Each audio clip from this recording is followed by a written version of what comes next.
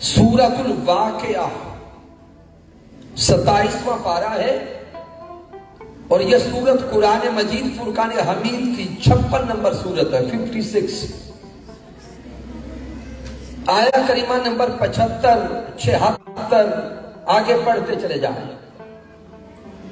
مالک کائنات فرما رہا ہے فلا اقسم بمواقع النجوم، میرا اللہ فرماتا ہے کہ میں ہر اس مقام کی قسم کھاتا ہوں جس مقام پہ قرآن اترا ہے۔ میرا اللہ فرما رہا ہے کہ میں ہر اس مقام کی قسم کھاتا ہوں جس مقام پر قرآن مجید فرقان حمید کا نزول ہوا۔ میں ہر اس مقام کی قسم کھاتا ہوں جس مقام پر قرآن کی کوئی آیت اتری۔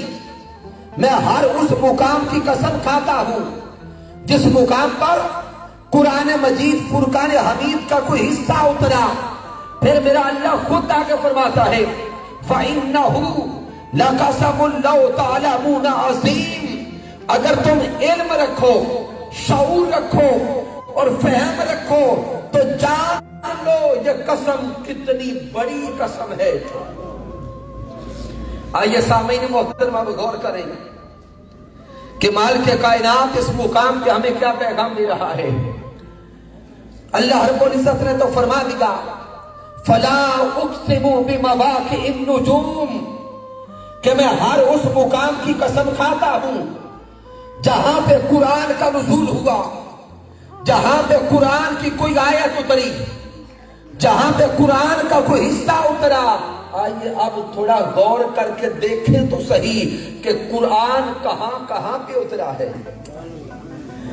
اگر نزولی اعتبار سے قرآن مجید کو دیکھیں تو ائمہ علوم القرآن بیان کرتے ہیں کہ قرآن مجید کی آیات بینات کو اور قرآن کی سورتوں کو دو حصوں میں تقسیم کیا جاتا ہے۔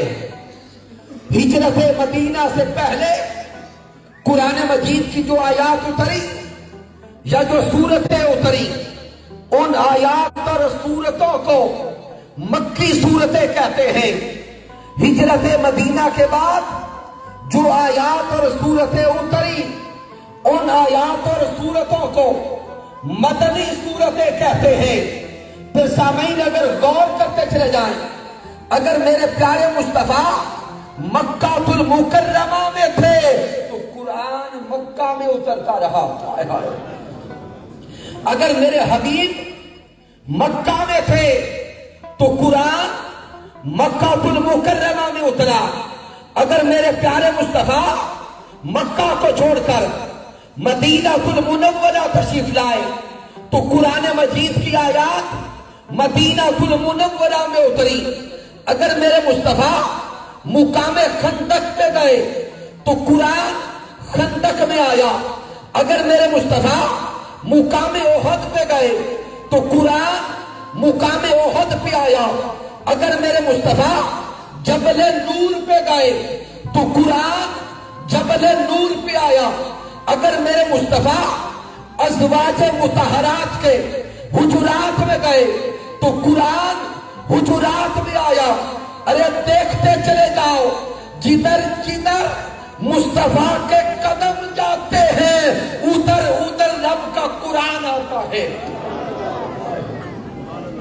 ہائے ہائے، ارے عظمت مصطفیٰ دیکھیں اور شان مصطفیٰ دیکھیں، جدھر جدھر میرے مصطفیٰ جاتے ہیں ادھر ادھر اللہ کا قرآن آتا ہے۔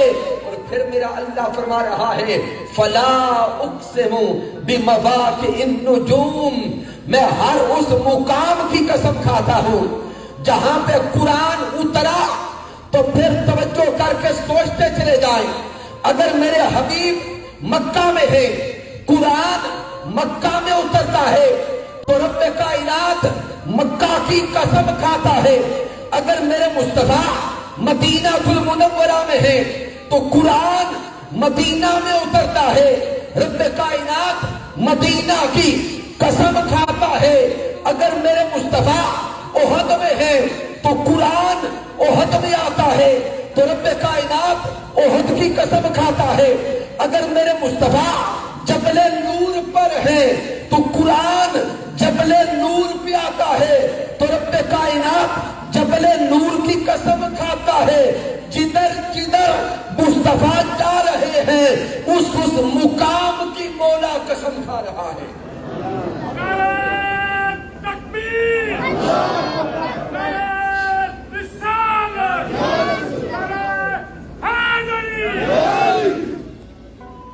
تو سامعین محترم، اگر ان ساری قسموں کو جدا جدا دیکھیں تو پھر درجنوں مقامات کی قسم ہے. اگلے جملے پہ غور کریں گے.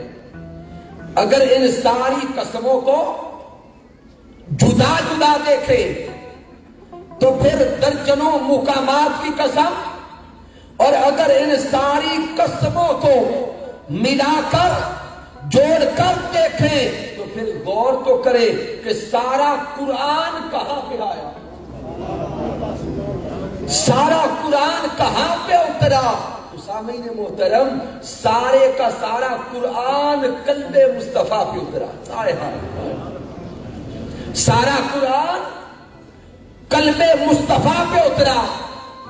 اب فلا اقسم بمواقع النجوم، ساری قسموں کو جدا جدا دیکھیں تو پھر شہر مکہ کی بھی قسم، مدینہ المنورہ کی بھی قسم، مقام احد کی بھی قسم، مقام خندق کی بھی قسم، جبل نور کی بھی قسم، مقام طائف کی بھی قسم، حجرات ازواج کی بھی قسم، جدا جدا دیکھیں تو درجنوں مقامات کی قسم ہے.